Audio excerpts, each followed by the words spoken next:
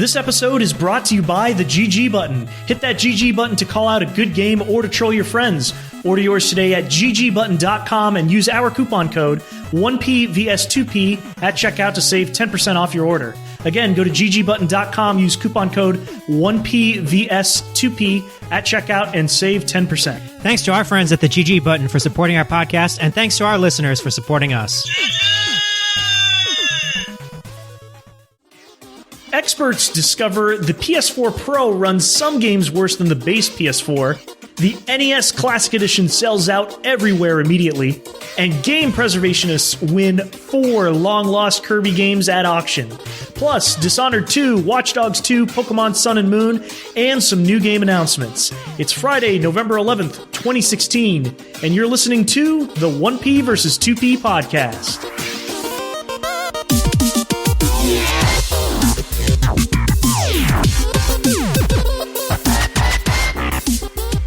I'm Taylor Ray. I'm Ryan Ray. Let's start off with First Attack. Our top stories from this past week in gaming. First off, I just want to say thanks to Ryan for holding the fort last week while I was sick. Great solo cast. Thank you. Nope, my pleasure. Now that we've gotten that out of the way, let's talk about this story about the PS4 Pro, because a little bit of disheartening news, because a lot of people are starting to get it if they've pre-ordered the console. According to Digital Foundry, this is Eurogamer's tech division who investigates hardware-related issues and tests out performance stuff.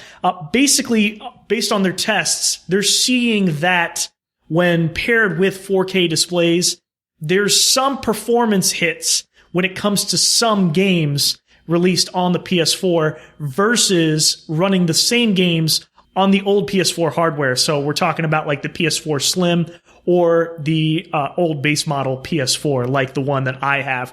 Ryan, break this down for me. What's going on here? Right, so several titles are running at lower performance levels, presumably owing to the higher resolution support that the PS4 Pro has. If you recall from this very confusing story, and nobody can blame you if you're confused because Sony didn't do a very good job of pitching the Pro. Basically, the PS4 Pro, if you have it connected to a 1080p TV, which most people have because 4K TVs right now are very expensive, some games will run actually at lower frame rates. And because of some of the upsampling that happens with the graphics, some games may actually look a little bit worse. So some of the games that they have this issue so far have been games like the Skyrim Remastered Collection, The Last of Us, which is a particularly surprising case because that is a first-party Sony game, this downloadable game called Mantis Burn Racing, and Deus Ex Mankind Divided has an extra special problem in which they found that some scenes in the game play at a noticeably lower frame rate, but not a consistent performance hit overall, which the other games did have. So this is a very bad press for the PS4 Pro. Sony basically needed to convince hardcore gamers like you and I, like people who listen to the show, that the PS4 Pro was a mid-cycle console upgrade that was worth buying into. And if we find out that a lot of the games that ran perfectly fine on the original PS4 model, why would you upgrade to the PS4 Pro? This is like terrible news. Sony, for their part, has said, quote, "We are aware of the issue and currently investigating, but they need to fix this like right away because this is really, really egg on their face." I think we're at that stage where people are supposed to expect games to be running at 1080p and then 60 frames per second, right? That's the golden standard. There are very few games that truly run that, even on high-end PCs, for a number of different reasons. But if you're expecting, let's say Microsoft with the Project Scorpio and Sony, of course, with the PS4 Pro now, first one out of the gate when it comes to this incremental hardware upgrade, the whole pitch, their whole marketing about this is that, hey, they're going to run better, they're going to look better, period. I was already skeptical going into this, knowing full well that there's going to be some early patches already. Developers are already working hard to get their existing titles, games that have been out for a couple of years now, like you've mentioned up at the top, Last of Us, for example, to get them at a higher resolution, at a higher frame rate, with HDR support. They're going back, working on these titles, and now all of a sudden, we see this. Like, these reports are very startling. It's just a bizarre and baffling thing. And it really discourages anyone right now from going out and buying a PS4 Pro. I certainly am really glad I didn't pre-order this, because I would be really upset. You know, you're paying a premium for this exact reason, and you're expecting things to run better than your old PS4. All of a sudden, you start experiencing this, and you get very, very, very angry. I could totally get the anger behind all this. Right. So I went ahead and got a PS4 Pro. It's actually sitting in my living room, still boxed up. And I also have a 4K TV on the way. I am not somebody who typically gets excited about graphics upgrades, but the thing for me that really sold me on this was the performance upgrade. That frame rates would be a little more stable. Some games that have dipped sub 30 would be a little more stable, 30 frames per second. And on top of it, the PS4 Pro has a 1 terabyte hard drive in there, which the current base model PS4 only has 500 gigs. And I believe the Slim also only has 500 gigs. Of course, you can void your warranty and put in an external hard drive. Pretty easy to do. They've made that pretty easy to do, but I think you can expand it up to 2 terabytes, which for me made sense because, games are really big. The file sizes are huge. And for me, this console upgrade, mid-cycle console refresh made sense. I was the person who, in the generation of the Xbox 360, I went through several 360s, not only just because of the red ring, but also because with each subsequent upgrade, the console itself got smaller, got more power efficient, and there was more data on those hard drives, which was absolutely essential with the bigger games that came out.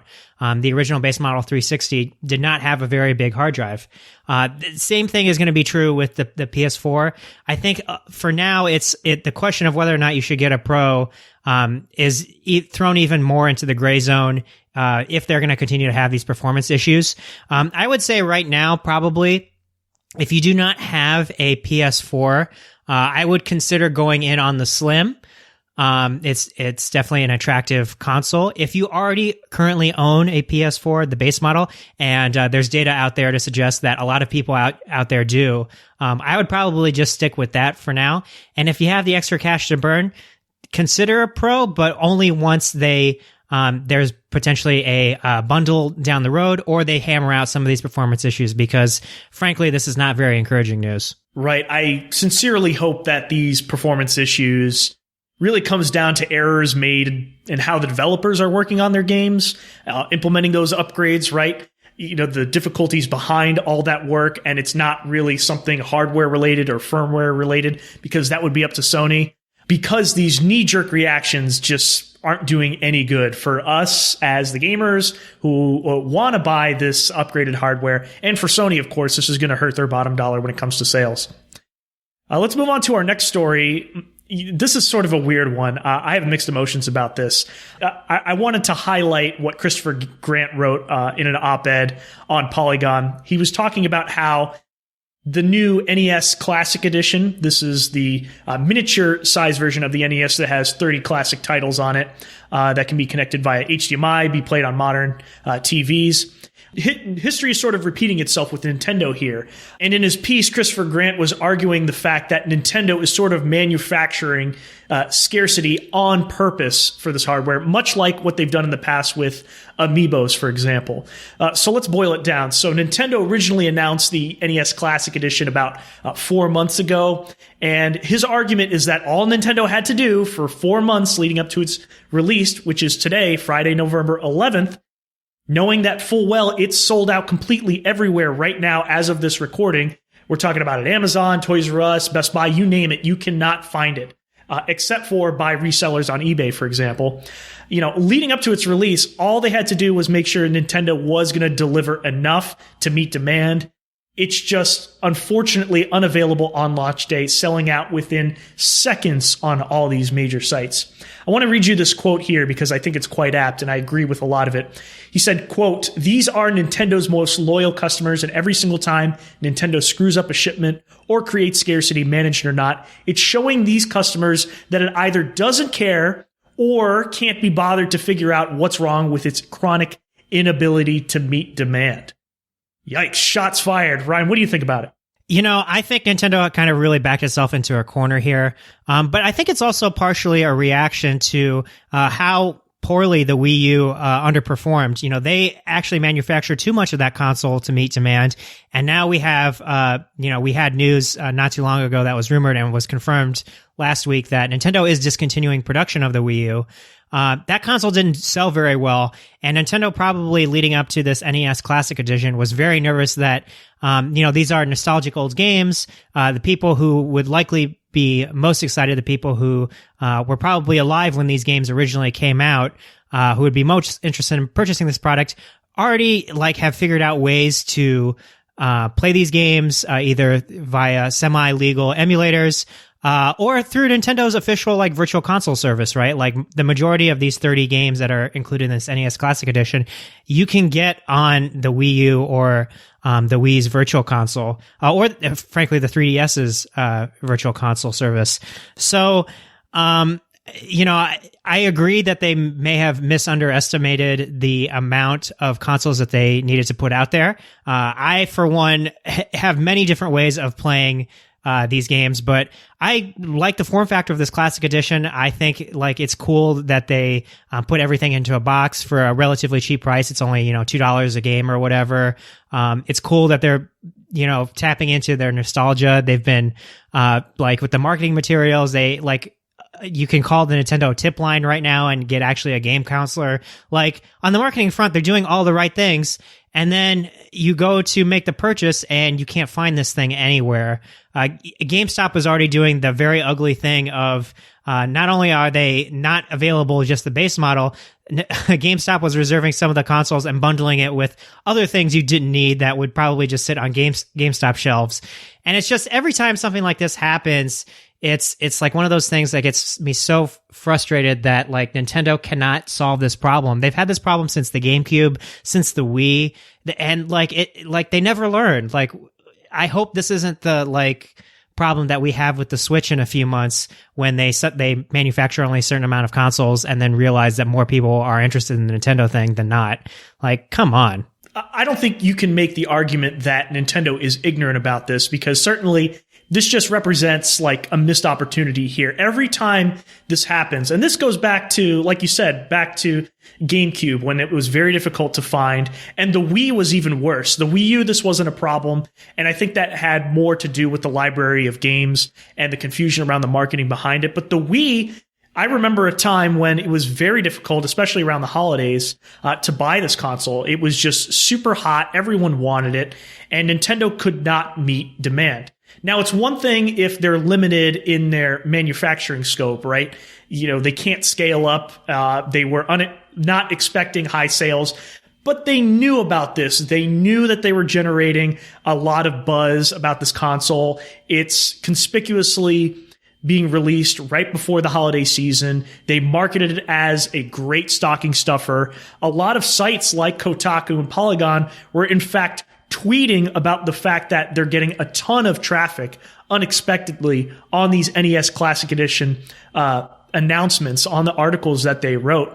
So they knew they had a lot of eyeballs on this, and yet it's a missed opportunity here because now resellers are doubling, tripling the price for this thing and making a profit, where Nintendo could have been making that revenue right from the get-go by getting enough supply, getting it enough units to those retailers. It just seems to be common sense to me. But the strategy of only releasing a limited amount to generate buzz, to say to people, get yours now because it constantly sells out and we're only releasing these piecemeal, I think is a terrible strategy to its most dedicated fans. Because what happens when the most hardcore of Nintendo fans start getting fed up with not being able to buy their products? They're going to go elsewhere. They're going to say, enough of this.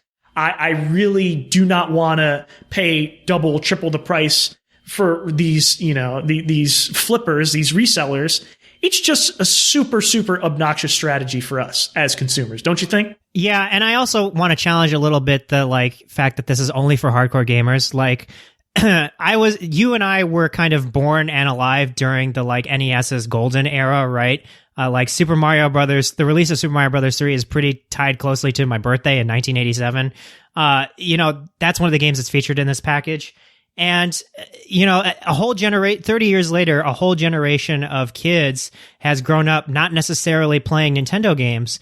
And Nintendo has this weird problem where they have kids who are interested in Nintendo products, but they don't have the long understanding, the long breadth of knowledge of why Mario is a really cool character, or why Kirby is a fun character to play, or why Mega Man fans are so furious that Capcom hasn't done anything with Mega Man since then.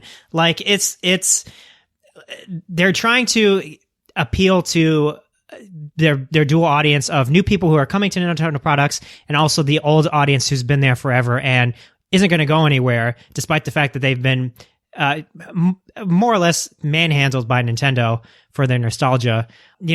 Hopefully Nintendo is hoping that you will buy the NES Classic Edition, and that will in turn generate more interest for the Switch, whether or not that will have more backwards compatible games. But they might say I remember having so much fun with Mario Brothers 2, Mario Brothers 3 on this NES Classic Edition. Maybe I'll get the next Mario game on the Switch. That's their whole ploy. And by constraining supply right from the get-go, they're really hurting their chances of getting people excited for the Switch, because now I'm going to expect that the Switch will be very difficult to get at launch. And that is a consumer risk that I'm not sure that I want to take. Do I sit and wait for a bundle? Do I sit and wait for a deal? No, Nintendo wants me to buy it from day one. And if they want me to do that, they're going to need to have a console for me to actually buy. Well, for the sake of fairness and balance here, we'll read the official statement from Nintendo in response. Quote, "The Nintendo Entertainment System NES Classic Edition system is a hot item, and we are working hard to keep up with consumer demand. There will be a steady flow of additional systems through the holiday shopping season and into the new year. Please contact your local retailers to check product availability." End quote. I guess that's some sort of consolation. If you did not get it day one, as of this recording, it's sold out everywhere. You literally cannot find it online. Purchasing it for $60 MSRP from these major retailers. I guess keep checking before Christmas if you expected to buy this as a gift for someone else. It sounds like they're releasing it very, very, very slowly, but still quite obnoxious for us collectors, all right? Us rabid collectors who want this. Totally. And I feel like this, people calling in to see if the NES Classic Edition is the new, do you have Battletoads GameStop calls that were pretty funny for a long time until Rare Replay came out. Yeah, Nintendo needs to get its act together. They need to learn the lesson from this NES Classic Edition. Yeah, this is like the 2016 version of Tickle Me Elmo, if you're old enough to remember that whole thing. All right, let's move on to the new video game releases. I love new releases. This one's out today, Dishonored 2 on PS4, Xbox One, and PC. Right. So Dishonored 2 is a stealth action adventure game taking place after the events of the first Dishonored. Now you can play as the little girl in the original Dishonored. She's an empress now, all grown up. Her name is Emily Caldwin. Or the original protagonist of the game, her father, Corvo, to uncover and expose the usurpers to the throne that are doing that in Dishonored 2. The supernatural powers from the first game return, a little bit different, and Emily and Corvo you can choose whether to play as either one. They also play slightly differently. So, for example, Corvo's teleporting blink ability is now a little more momentum based. So any enemies at your teleportation destination will be damaged when you get there. And Emily's similar ability called Shadow Walk turns her into kind of like shape-shifting mist that where she can reappear at will to surprise enemies. Some early impressions so far have been saying that this game is promising for fans of this genre, but if you're looking to buy the PC version of this game, you may have some performance issues. A lot of problems reported on that version of the game, including some frame rate stuttering and some resolution problems. Hopefully Bethesda patches those out, but I don't know, Taylor, are you excited about Dishonored 2? Did you even play the first Dishonored? I tried the first Dishonored, and I have to say it was extremely punishing if you tried to take the open combat route. I felt it was a little unfair that it didn't really give you a viable option to play the game non-stealthily, and I really get impatient and frustrated with games that emphasize stealth as pretty much its only option. So I played through about half of the game before I put it down. I couldn't finish it. So I don't think I'm going to be checking out this game next year, but I'm curious to hear your thoughts about it if you ever get around to playing it. Yeah, it's just not for me. I think it's one of those very few first-person Bethesda titles that I'm just not interested in checking out, because I'm a fan of Elder Scrolls and the Fallout series and Dishonored. The first one just didn't catch on with me, but I totally get why it's so popular. Yeah, so we'll have to catch up on some of the more reviews, because I am interested in what others have to say about it. Moving on to Watch Dogs 2 on PS4, Xbox One, and PC. Hopefully Ubisoft gets it right this time, because I thought Watch Dogs 1 very underwhelming. Yeah, this is hopefully a much better sequel to the original Watch Dogs. If you're not familiar, this is an open world action game. The original Watch Dogs is set in Chicago. This time, Watch Dogs 2 takes place in San Francisco, and you play as a African-American protagonist, Marcus Holloway, also a hacker like the protagonist in the first game. So far, previews have been really positive on this game. They've been praising the game's better, more fun take on the hacking subculture, all that like dead sex stuff that was in the first game has kind of a little more fun, a little more spirited take on that whole thing. And judging from some of the gameplay trailers that I've seen, this game has way more personality than the first Watch Dogs, which was really my big problem with that game.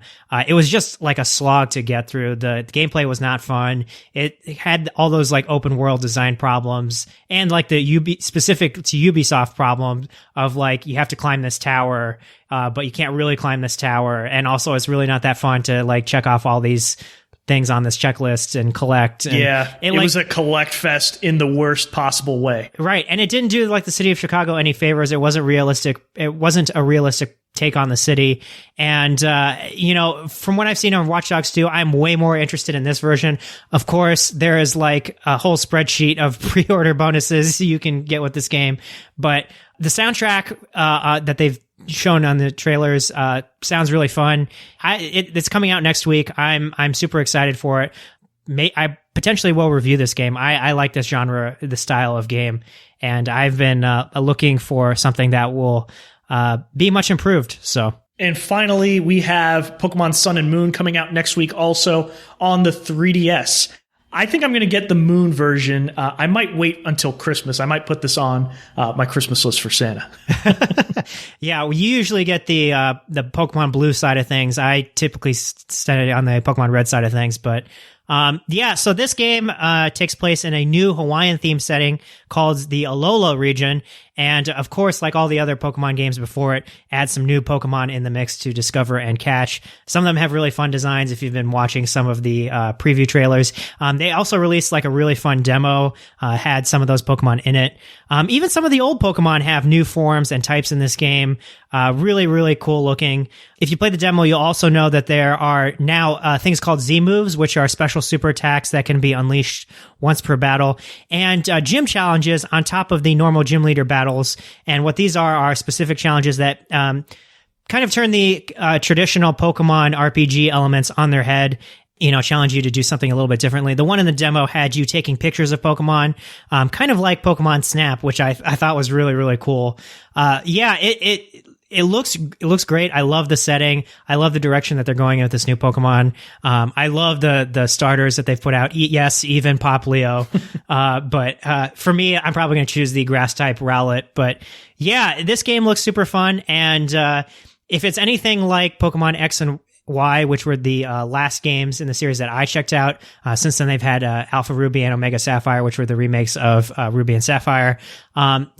Pokemon fans seem to be growing ever more, and like this was Pokemon's 20-year anniversary, right? It's only fitting that they release like a good Pokemon game this year. And by all indications, we don't have copies in our hands yet, but this probably is going to be a very good Pokemon game. Yeah, I really loved Pokemon X. That's the one I checked out from that generation. And yeah, the demo I felt was very similar in gameplay, in style, but with a lot of great additions here, some new quality of life improvements.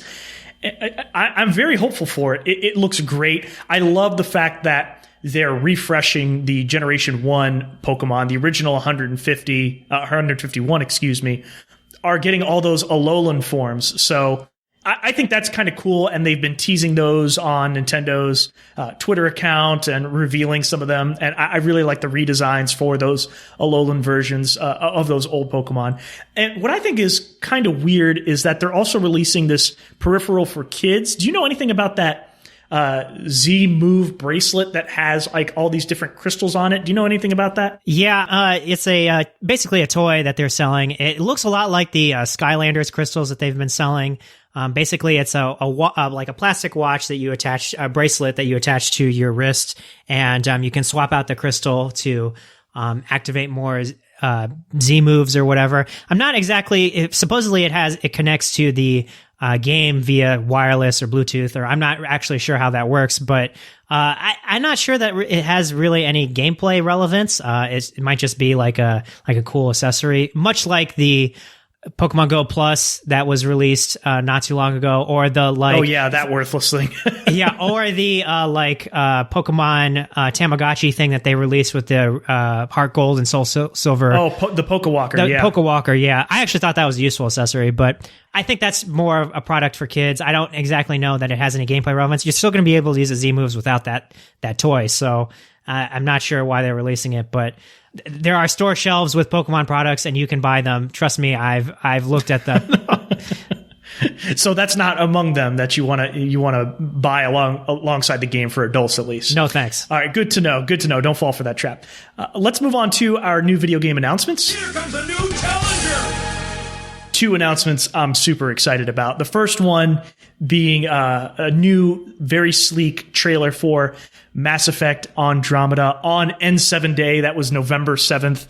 BioWare put out new footage of Andromeda. It's the next one that's being released in spring of next year on PS4, Xbox One, and PC. Although it didn't give many more details about its gameplay, it still looked amazing. It just build on that hype.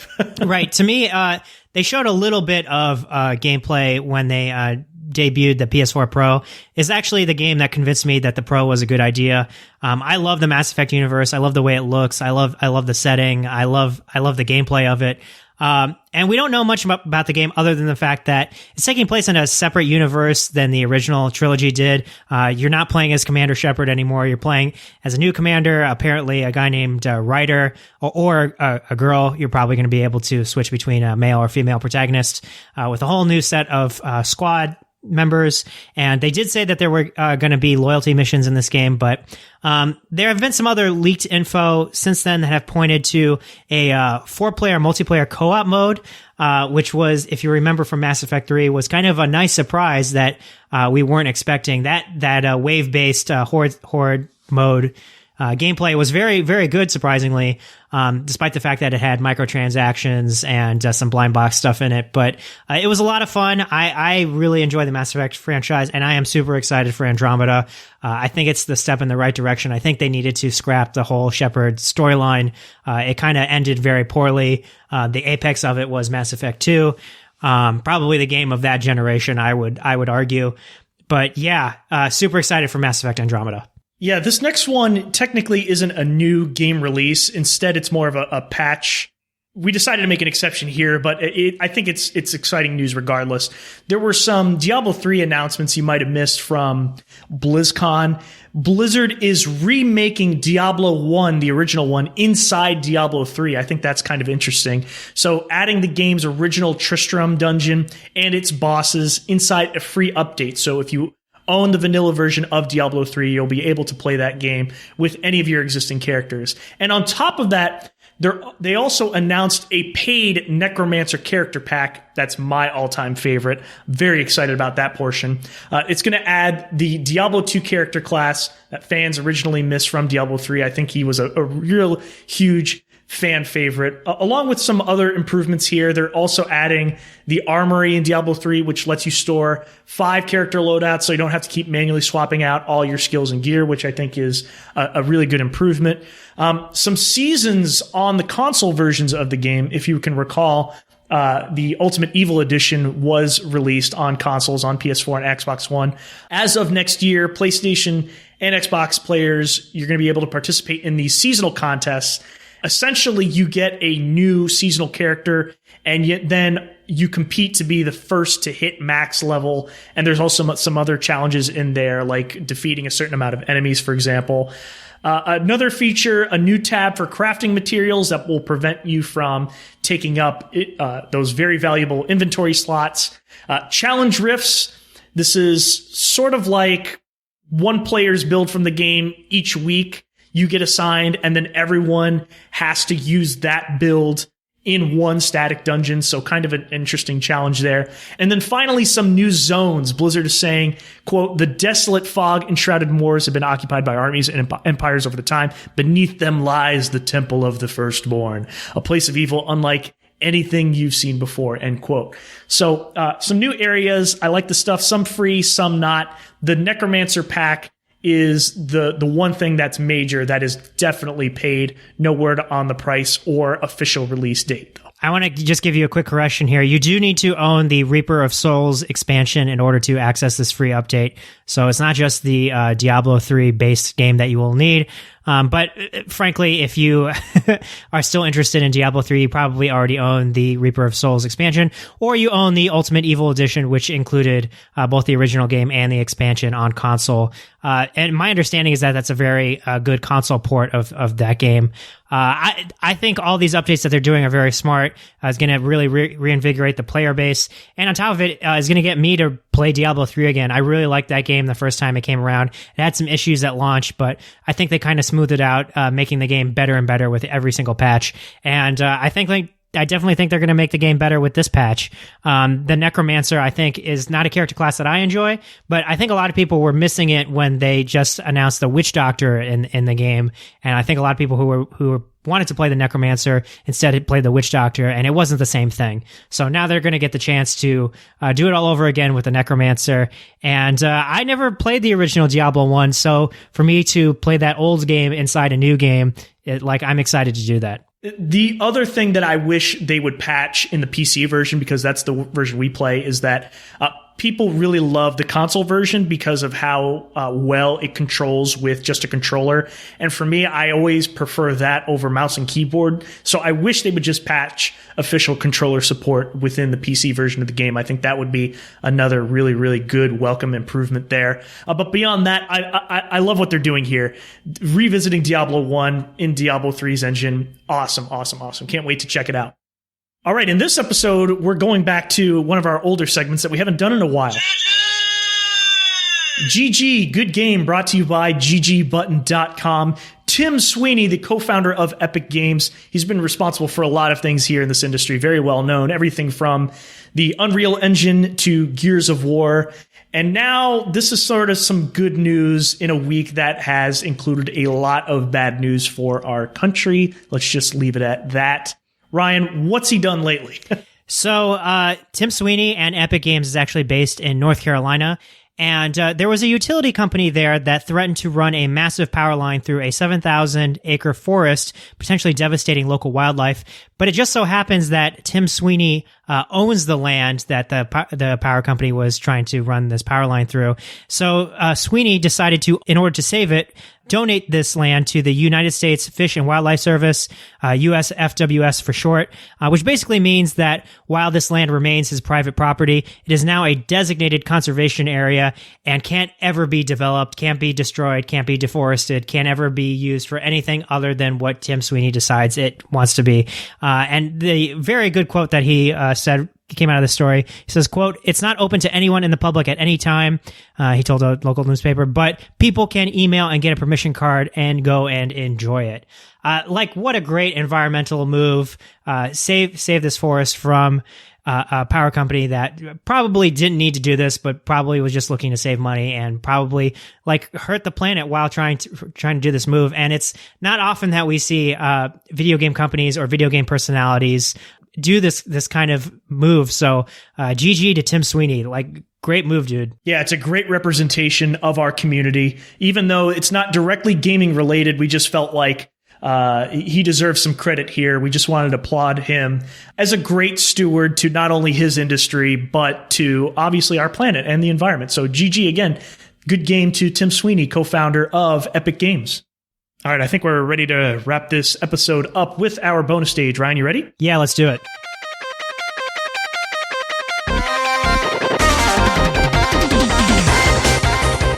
At a recent Japanese auction, a network of American game preservationists won 4 lost Kirby minigames from the Super Famicom's Satellaview, the Japanese-only peripheral that could download games from a satellite connection. Kirby no Omacha Haku, or in English, Kirby's Toy Box, was a Satellaview title with 10 minigames. Now these guys are planning on releasing the newfound Kirby games on emulators soon to the public. You know, I think sometime in the future we're going to see jobs directly related to video game archaeology, sociology, right? In the not too distant future, there's going to be some museum curators working on uncovering lost items like this. So that's awesome. I love reading stories like this. Very cool. Get this, arcades could be what helps save virtual reality from becoming a mainstream flop for the 4th time in 60 years, according to some experts. HTC's Rickard Steiber told Polygon that their company opened Viveland. It's a VR arcade in Taipei last week, and they're considering opening other Vivelands in Europe and the US. The theory here is that by exposing more people to the technology in VR arcades, sales will go up for the Vive hardware, which will mean a much bigger audience for VR game developers. That sounds very optimistic to try to generate interest in VR by opening basically a VR theme park. But I'm definitely interested in accessing VR this way. I would pay. Well, I won't say how much I will pay, but I would definitely be interested in experiencing VR this way for them to show me what games are definitely worth playing, and without me having to buy an expensive PC or expensive headset. Exactly. The cost of admission has to be much, much, much more attractive than buying the headsets and games outright right now. All right, that's it. Remember to listen and subscribe to our show, the 1P versus 2P podcast, wherever you listen to podcasts, including iTunes, Stitcher, Google Play Music, TuneIn, or Clamor, or just bookmark our site, 1pvs2p.com, where you can read our gaming blog there too. Our sources for this week's stories have been posted at the link in the show notes. But don't forget to like us on Facebook, subscribe to our YouTube channel, and follow us on Twitter. We're very active there at 1pvs2p_podcast. As always, thank you to Phonetic Hero for letting us play his music for our show. Coffee Stomp and Super Manly Brothers X. Both songs are part of the compilation project Chiptunes Equals Win. I'm Taylor Ray. That's my co-host Ryan Ray. Thanks for listening. See you next week. At your teleportation destination.